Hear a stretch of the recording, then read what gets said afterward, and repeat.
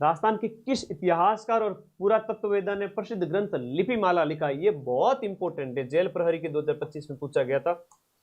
प्राचीन भारतीय इतिहास की जो है प्राचीन भारतीय लिपिमाला, भारतीय प्राचीन लिपिमाला ग्रंथ का नाम क्या है?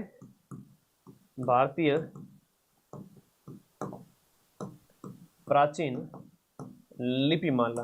तो भारतीय प्राचीन लिपिमाला इनका है, और ये गौरी शंकर हीराचंद जी ओझा है, इतिहासकार GH ओझा, जिनका जन्म है रोइडा गांव सिरोही के अंदर होता है। कहां पर होता है? रोइडा गांव सिरोही के अंदर। बहुत बड़े साहित्यकार रहे। इतने बच्चों को संभालना, इतनी बड़ी जो संस्थान हो रही है उसको संभालना, उसके लिए राजा के कंधे मजबूत होने चाहिए। तो भगवान ने जिम्मेदारी दी है, तो भाई इतनी प्रजा की जिम्मेदारी है तो कंधे मजबूत और खूब मेहनत।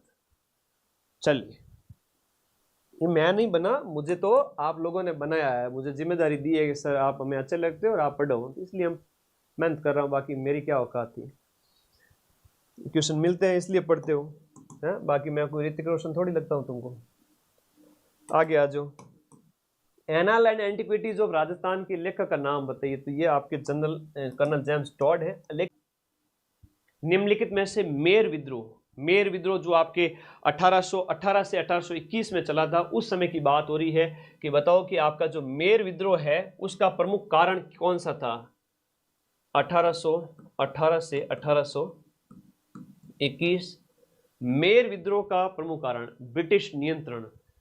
अंग्रेजों के अधीन ये कभी रहे नहीं, और अंग्रेजों ने जब इनको अधीन लाने के प्रयास किए तब मेरों ने क्या कर दिया था? विद्रोह कर दिया था। सबसे पहला यही आपको याद रखना है, जमींदार वगैरह इनका हस्तक्षेप नहीं था, अंग्रेजों का बढ़ता हुआ नियंत्रण। निम्नलिखित में से मारवाड़ का कौन सा दुर्ग 1562 ईस्वी की शुरुआत में अकबर के आधिपत्य में चला गया था? जब अकबर राजा बना था 1556 में, हुमायूं की मृत्यु के बाद में, उस समय के उसके विजय अभियानों के अंदर हम बात करें तो मारवाड़ का कौन सा दुर्ग 1562 में अकबर के अधीन चला गया था? तो ये मेड़ता चला गया था। कौन सा चला गया था? मेड़ता। आंसर आपको यहां पर लिखना है, मेड़ता अकबर के अधीन हो गया था। अगला प्रश्न देखो, गणेश्वर जोधपुरा कॉपर कॉम्प्लेक्स निम्नलिखित में से किस मृदभांड से संबंधित है? देखो इतना प्यारा क्वेश्चन पूछा गया है। Ganeshwar Jodhpura copper complex, Ganeshwar Jodhpura copper complex 11वें रंग के मृदभांड है ना, ये आपके 11वें या फिर गैरिक मृदभांड। इनको गैरुआ या फिर गैरिक रंग एक ही बात है, गैरुआ या गैरिक रंग कहोगे आपके गणेश्वर जोधपुरा में। और भी फैक्ट आपको बताते जाएंगे। चलो बहुत बढ़िया, शाबाश।